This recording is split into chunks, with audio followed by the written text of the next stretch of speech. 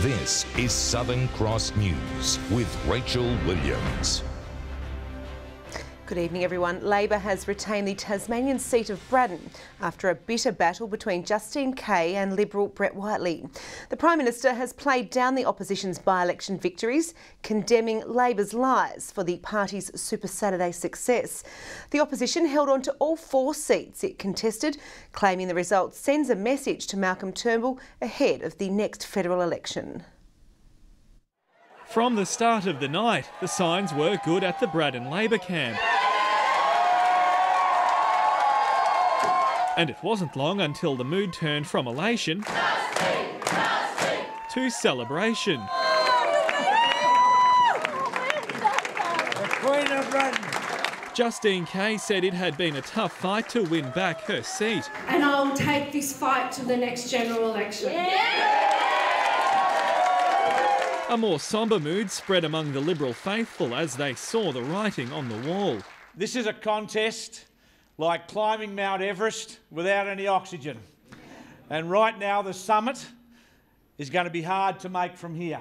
This morning, Brett Whiteley conceded defeat after a marathon 11-week campaign. But as I said, we fought a great fight against all the odds, but I think today is the opportune time for me to congratulate Justine KEAY on her re-election. I wished her well this morning. I made a call to Justine to wish her well and to wish her family well. Alongside her family today, Miss KEAY acknowledged the help of independent Craig Garland, whose preferences helped Labor reel in 52.43% of the vote. You know, he pulled a very high vote, and I think that's something that all the major parties need to look at, including the Greens, and I'm really looking forward to having more conversations with Craig. The outspoken fisherman washed down a 10% victory in Stanley. My preferences are obviously critical when there's a small margin between the 2 major parties, so I believe I have the ability to swing it one way or the other. So hopefully coming into the next election, 3 weeks out, we can go to either party and say this is what we want. There is still hope for the government winning Braddon back at the next election. A change in electoral boundaries just past Devonport could tip the margin in its favour, but Brett Whiteley was today tight-lipped about his future. You never ask tough questions or make massive decisions the morning after, so the night before, as they say, and I won't be making any rash decisions on my future. Elsewhere, Labor won over voters in the Queensland seat of Longman and retained the seat of Perth thanks to no coalition competition, as well as the WA seat of Fremantle. While the Centre Alliance's Rebecca Sharkey claimed Mayo in South Australia. I have never given any indication that we expected to win these by-elections, none whatsoever. The Prime Minister says the results reflect the typical by-election outcome throughout history. And in these by-elections, the Labor Party's demonstrated we're the party of everyday Australians. There's certainly nothing to crow about. The LNP's Longman candidate is taking the fall for his loss. Tonight I take responsibility for this result. But Labor argues voters are unhappy with the federal government's record on health and its company tax cuts. We are committed to ensuring that Australia has a competitive company tax rate. We've opposed it and we continue to oppose it. And if by-elections reflect the mood across the country, this could be a glimpse into the future election night. Sean McComish, Southern Cross News.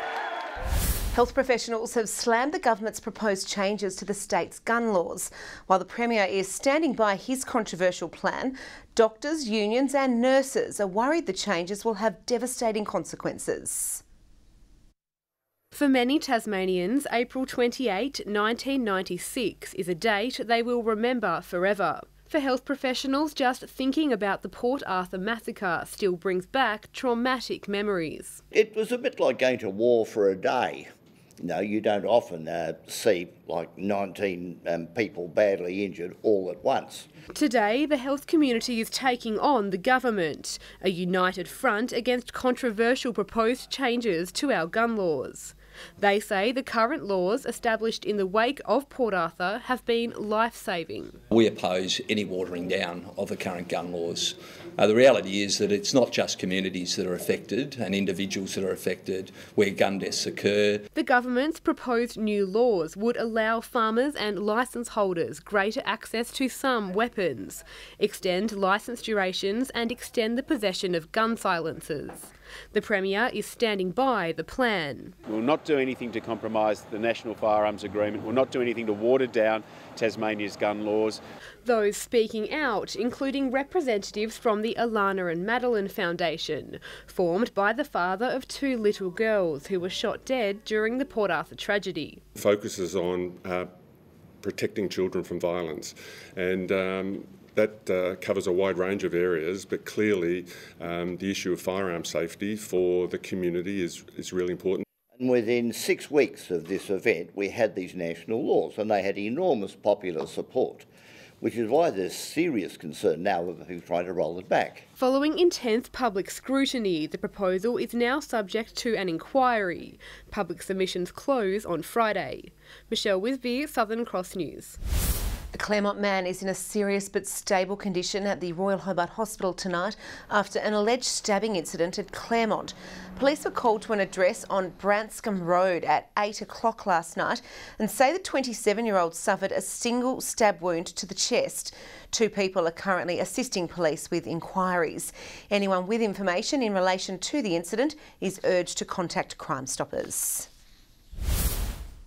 Police are tonight treating a fire which damaged the kitchen of a Hobart massage business as suspicious. Emergency services arrived at the scene just after midnight to discover internal sprinklers had activated, causing significant water damage to the property's flooring.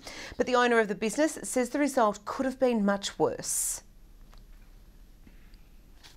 We've only just taken over the business from the previous bankrupt owners, and obviously starting from a backward position like that is difficult, yeah.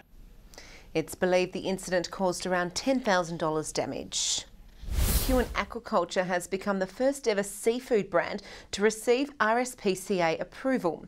The company is celebrating the sought-after accreditation for its southern operations, but salmon from its Macquarie Harbour site has failed to pass the test. This badge, a symbol of dedication to animal welfare, soon to be rolled out on a large portion of Huon Aquaculture products. I'm really proud. I'm actually really excited. We've been working towards this now for 6 years. The accreditation makes the seafood producer the first ever to join the RSPCA approved farming scheme. Huon have had to provide fish with much more room to swim, and they've got to handle fish in a way to reduce stress and to reduce the chances of injury. Practices within the salmon industry are sound, they're environmentally sensitive and conscious of the need to ensure an appropriate balance between protecting the environment but also sustainably growing. RSPCA approval ensures animal welfare is central to all areas of production, a rigorous assessment used to test applicants.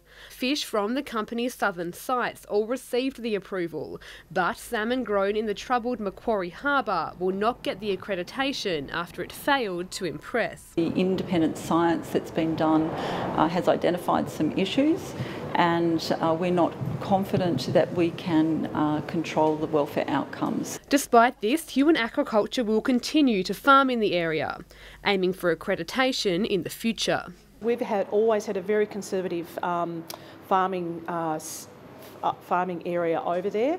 We have very low stocking densities. It's only less than 10% of our total production. The company will now be continuously audited to ensure it maintains the high level of animal welfare standards. Michelle Wisbey, Southern Cross News. Welcome back. A flood warning was issued by the SES today as heavy rain fell in the state's north. Strong winds also causing traffic delays on the Bass Highway near Latrobe. With wet and windy weather expected to continue tomorrow, motorists are being urged to drive with care. SkyBus has touched down in Tasmania, with the service set to run travellers from Hobart Airport to the CBD 7 days a week. The government hailing it as a positive sign for the state's business confidence, saying it will be embraced by visitors and locals. Tasmanians now have another option of access to and from our airport. The SkyBus service is about frequency, half-hour service out of the city, convenience, nice and easy to find at the airport and the city. The bus will run every half an hour from 4:30 a.m. until 10 p.m. A Tasmanian-born man who underwent the world's first liver transplant while in a coma is celebrating his survival 30 years on. Tony Harding was told he had 24 hours to live if he didn't receive a replacement liver. But now he's sharing his story, urging others to become life-saving organ donors. Sharing a laugh with family, Tony Harding celebrating survival. 30 years ago, he was an active young man studying for his PhD when he was suddenly struck down with a rare and insidious liver disease. Within a matter of 4 to 6 weeks, I was in a coma, given 24 hours to live. It was a bit traumatic at the beginning when we were waiting. Organ donation rates were extremely low at the time, and there were only 2 hospitals in Australia that could perform a liver transplant. Tony just happened to be studying next door to one of those hospitals in Sydney, and someone who had just passed away happened to be a donor.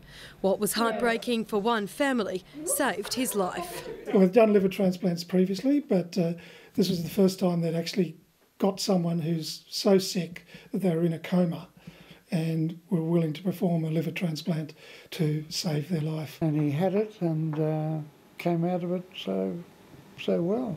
3 decades later, and the medical researcher couldn't be more grateful to his anonymous donor and their family.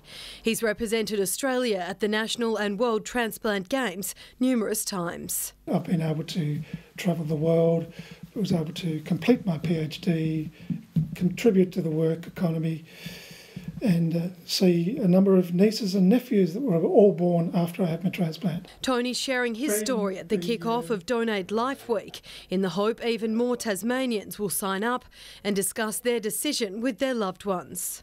To be on the register is a very powerful thing. It says, look, I really want to be a donor, and it actually tells your family that you want to be a donor as well.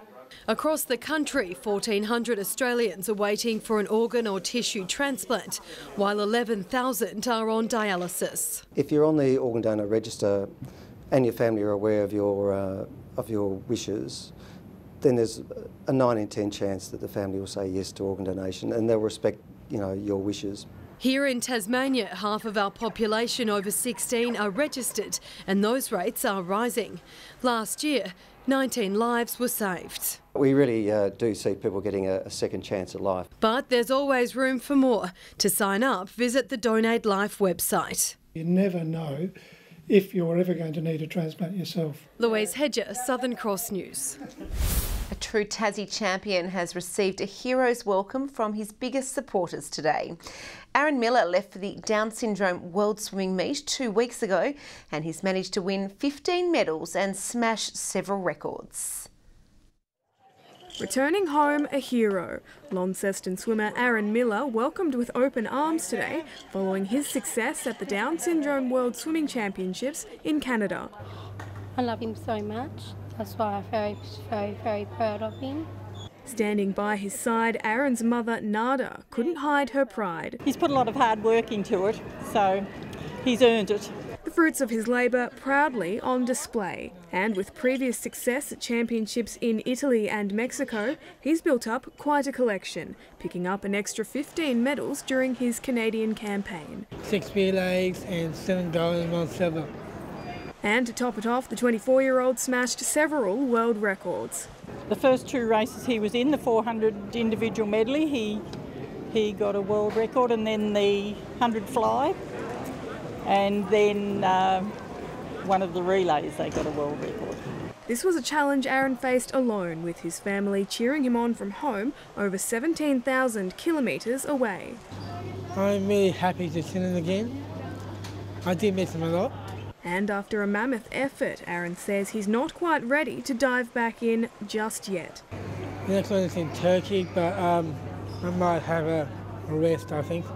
Tonight, Aran plans to celebrate by watching his favourite team hopefully also bag a win. I think he's tired. I think he's going to watch the football, actually. Back in Hawthorn tonight? Yep. Judy Augustine, Southern Cross News. The Hobart Chargers have booked themselves a spot in the Siebel preliminary final with a thrilling 2-point win over Kilsyth overnight. Good news for the Tawns as well, who also get the chance to play off for a shot at championship glory, while the Northwest Thunder were no match for the Geelong Supercats, seeing an end to their season. An arm wrestle right from tip-off. Both sides were on song as the Chargers' big three, Craig Moller, Mathang Muo and Trey Nichols, made their presence felt. Keen to secure a week off with the win, there was just 2 points in it heading into the final term. Channeling his big game experience, Moller led by example on both ends of the court, top scoring with 28 points to keep the Chargers' championship credentials intact. Unfazed by the hostile Kilsyth crowd, the visitors held their nerve to hold on for the 2-point win, booking a home prelim final in 2 weeks' time. Celebrations for the Launceston Tornadoes also, with Lauren Nicholson showing why she was named the league's MVP, dominating with a 34-point haul against championship favourites Bendigo. After an impressive start, which saw them 14 points up at the first break, the Braves stepped things up to force the visitors to dig deep, and that's just what they did, refusing to be overrun in the home stretch and securing the home final with a 7-point win. To soccer, and Devonport are a step closer to clinching the NPL title after a comfortable win over Olympia at Warrior Park this afternoon.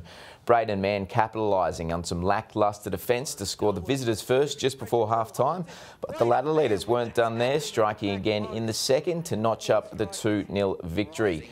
Devonport now sits 5 points clear of Launceston City.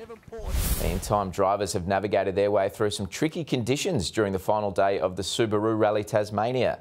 Yesterday's leader Eli Evans and Ben Searcy came unstuck during the morning stage to lose touch with the title, leaving the door open for Molly Taylor and Malcolm Reid, who claimed the overall honours. Local hope Steve Glennie was the fastest driver today, but it wasn't enough to see him on the podium. Tasmanian cyclists Amy Cure and Macy Stewart will both be looking for new contracts next year, with their current team at Wiggle High Five announcing it will not continue into 2019. The pair helped teammate Kirsten Wild claim victory in the 45-kilometre Ride London Classic earlier today, but the Tasmanians couldn't secure their own spots on the podium, with Stewart finishing 42nd and Cure in 73rd. Good evening. A cloudy, rainy day for most of the state, with 31 millimetres, the highest reported rainfall at Wynyard and Yolla. Hobart reached 11 today, Launceston and Burnie both 12 and Devonport 13 degrees. 16 was the top today at Friendly Beaches, 14 at Flinders Island, both King and Maria Islands 13, 12 for Smithton, Lowhead and Strawn, Grove and Ouse 10 and just 5 degrees at Lyawini today. The satellite picture shows a mixture of high and low level cloud over the state. Low level clouds are visible over coastal Western Australia, and a surface trough is producing a band of mid to high level cloud extending into Queensland. Tomorrow, cold fronts are situated in the Tasman Sea and the Bight, and a ridge of high pressure dominates Tasmania. A surface trough sits over South and Western Australia, and the rest of the country is influenced by a high pressure system. To coastal waters, winds 20 to 30 knots, reaching 35 knots about the north and east, seas up to 4 metres. A severe weather warning is current for King Island and the Furneaux Islands and parts of the northwest coast. A gale warning for northern, eastern and western coastal waters. A strong wind warning for all remaining coastal waters, and a small craft wind alert is current for the central plateau lakes. There are also minor flood warnings for the Mersey and North Esk rivers, and a flood watch for northwest, north and northeast catchments. Tomorrow in Hobart, an early shower or two, 12, 11 for both Dover and Ouse, a few showers there. Launceston 12, late showers, similar conditions in Devonport, late showers and 11 for Scottsdale. 12 degrees for Burnie, late showers and becoming windy, 12 also for Strawn, showers, and very windy for Stanley, 12 degrees and showers. St Helens and Swansea, a shower or two, 13, 11 at Ross, late showers there. Looking ahead to Tuesday, showers across the state with snow to 900 metres in the southwest. Wednesday, showers about the west, far south and Bass Strait Islands. Thursday, showers developing about the north during the day, fine elsewhere. Sunny conditions tomorrow for Sydney, Brisbane, Cairns, Alice Springs, Broome and Darwin. Showers expected in most other major centres. And currently it's 9 in Hobart with showers, Launceston 8 and cloudy, Devonport 9 and cloudy, and more wet and windy conditions on the way, Rachel. It does look that way. Thank you for that, Carmen. Well, that's all your news for now. On behalf of the entire team, thanks for joining us. Have a wonderful week. Good night.